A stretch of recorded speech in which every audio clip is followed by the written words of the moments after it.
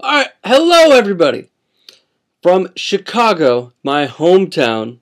A lot of people are asking for a Super Bowl video, my Super Bowl pick. I'll get to that in a moment. I'm giving you an inside look to my room. I shit you not, I'm doing this. Here's the most prized possession I have. That's my, there we go. That's my Derrick Rose jersey. He signed it. You know, I got my ways. A trip into my youth. I kid you not, and then we'll get to the Super Bowl. Here's me with Allen Houston. These are all hanging up in my room. Allen Houston, one of the best shooters I've seen with the New York Knicks. Here is a lot of LA people will love this. Me, my cousin, and Tommy Lasorda. He actually looks really good there and really freaking tan.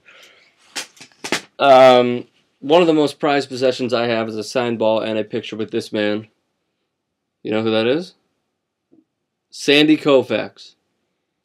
At the Final Four in New Orleans. That was great. Here's the last one I got for you guys.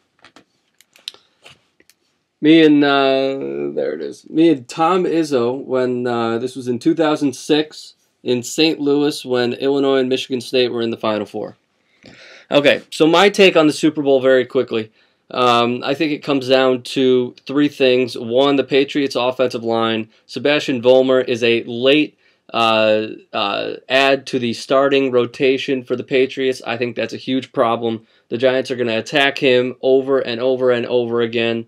I mean, you don't even need to throw in a lot of blitz packages because of their talented front four. And again, these games always come down to who gets more pressure on the opposing quarterback and winning the battle in the trenches. I think the Giants will do that with Chris Canty, Jason Pierre-Paul, Usi Umenyiora, and Justin Tuck.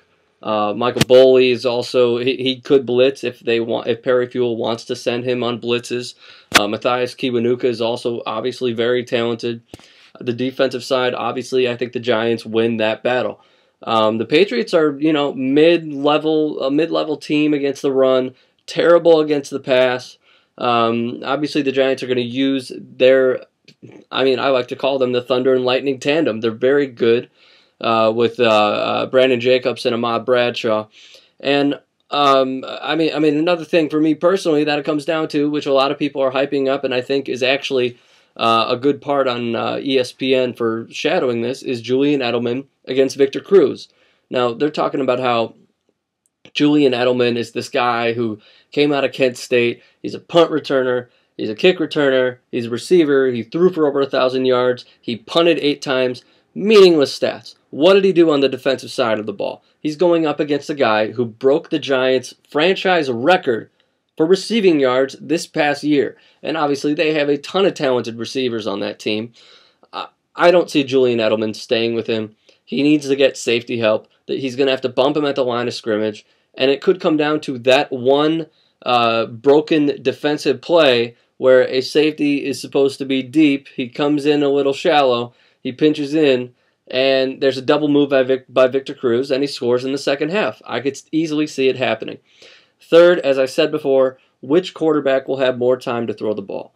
Obviously, we all know about Tom Brady and his lovely wife, Giselle. And obviously, he's going to make some plays, but which defensive side of the ball will get more pressure on the opposing quarterback? I think the Giants win that battle. My prediction, I think the Giants win this game.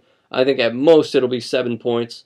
I see more of a 28-21, 28-24 win for the Giants. Let us know what you think. Leave us some comments on the game. Call me out on my shit.